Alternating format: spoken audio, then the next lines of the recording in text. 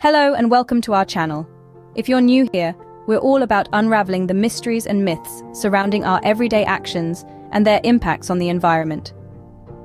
Today, we're taking a turn into the green maze, a complex labyrinth of environmental myths and misconceptions. We're going to tackle questions like, is paper really better than plastic? Are there greener alternatives out there? And what are some common beliefs that we need to reevaluate? It's going to be a fascinating journey, and we're glad you're here to join us. So sit back, relax, and prepare yourself for a deep dive into the world of environmental myths. Let's challenge what we think we know and discover the real story behind what's truly green. Welcome to our deep dive into debunking environmental myths. In this video, we will explore, dissect, and challenge some of the most common misconceptions about environmental sustainability and conservation. We'll navigate through the green maze of common beliefs, like paper being better than plastic, and unveil the truth that lies beneath the surface. We'll journey through the life cycle of these materials, examining their impacts from extraction to disposal and everything in between. We'll also look at some alternative options that may offer a greener choice. So buckle up, open your minds, and let's get started to debunk some myths and discover the real story behind what's truly green. Ever thought that paper is always better for the environment than plastic? Let's take a moment to unwrap this myth. Both paper and plastic have their unique environmental impacts, spanning across their entire life cycle. From the get-go, resource extraction for both materials can lead to deforestation and habitat destruction. Then comes manufacturing, a process that often involves substantial energy consumption and pollution.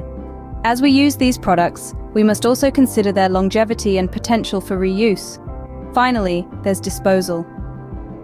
While paper is typically biodegradable, plastic can persist in the environment for hundreds of years. However, the biodegradation of paper in landfills can lead to methane, a potent greenhouse gas.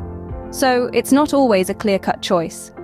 The better material largely depends on the specific context and usage.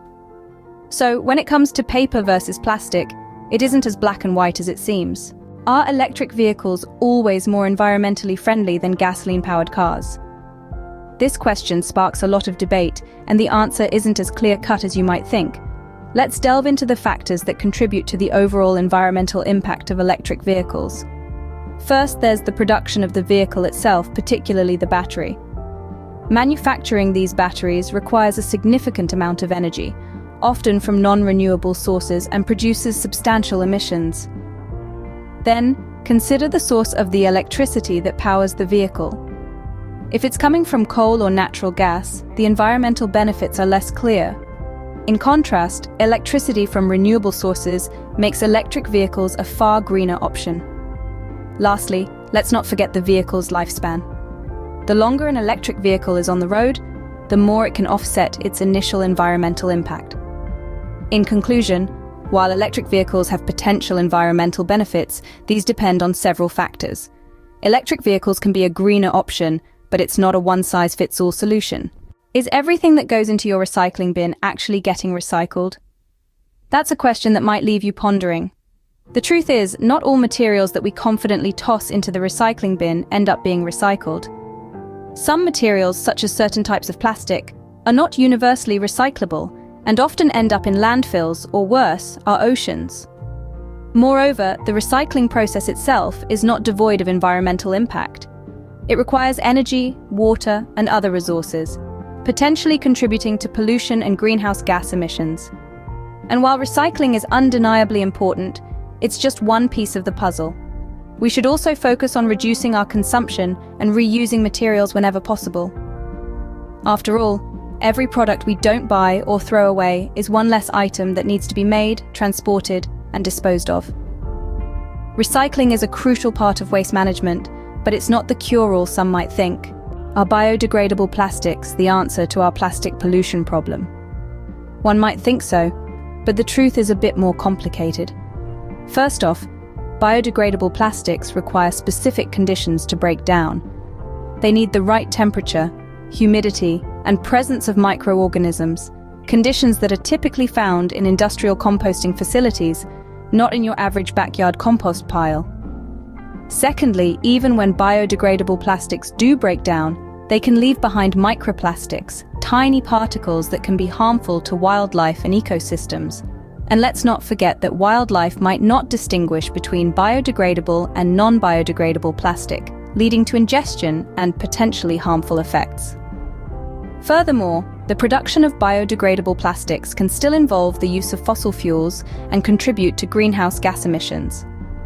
While they may decompose faster than traditional plastics under the right conditions, the environmental benefits are often offset by their production process. So, while biodegradable plastics do have their place, they are not a magic bullet for our plastic pollution problem. Is bottled water really safer or more environmentally friendly than tap water? Let's dive into the facts. Creating plastic bottles for water consumption is a resource-intensive process. From extraction and refining of crude oil to the manufacturing and transportation of the finished product, each step comes with its own environmental toll. Not to mention, these bottles often end up in landfills or the ocean, where they take hundreds of years to decompose, posing a threat to wildlife and ecosystems. On the other hand, tap water's environmental footprint is generally lower. It's delivered through an energy-efficient infrastructure right to our homes. The treatment process can have environmental impacts, yes, but these are often less significant compared to the production and disposal of plastic bottles. However, the safety and taste of tap water can vary based on location. So, while a reusable water bottle filled with tap water is generally a greener choice, it's important to ensure the water source is safe. When it comes to water, the choice isn't always clear. Which has a smaller environmental footprint, urban or rural living? It's a question that stirs up quite a debate. On one hand, urban living is often seen as a more sustainable option due to the potential for reduced transportation emissions, more efficient energy use, and greater resource sharing. On the other hand, rural living can offer benefits like lower population densities, fewer infrastructural demands, and more opportunities for sustainable farming. Let's start with transportation. In urban areas, the availability of public transit and the proximity of amenities often mean less reliance on private vehicles. This can lead to reduced carbon emissions per capita compared to rural areas where long-distance travel in private vehicles is often a necessity. Now, consider energy consumption. Urban areas, with their high-density living arrangements like apartments and condominiums, can be more energy efficient. Shared walls mean less heat loss in winter and less cooling needed in summer. In contrast, rural homes, often detached and spread out, may require more energy for heating and cooling. But what about resource use? Urban living often involves greater consumption due to increased access to goods and services. The environmental impact of this consumption can be significant. Rural living, on the other hand, can involve lower consumption rates, and a more direct relationship with nature may lead to more sustainable practices. Yet, it's not all black and white. Urban areas can be hotspots for pollution, while rural areas may struggle with issues like deforestation and overuse of water resources for agriculture. The environmental footprint of both lifestyles depends largely on the choices we make within them. Choosing to live near work or using public transportation in cities, opting for energy-efficient appliances, or growing your own food in rural areas are all ways to reduce our impact. The key takeaway here is that both urban and rural lifestyles have potential for sustainability, but also pose unique challenges. It's up to us to make mindful decisions, whether we're city dwellers or country folk. Urban or rural, our lifestyle choices can significantly impact the environment.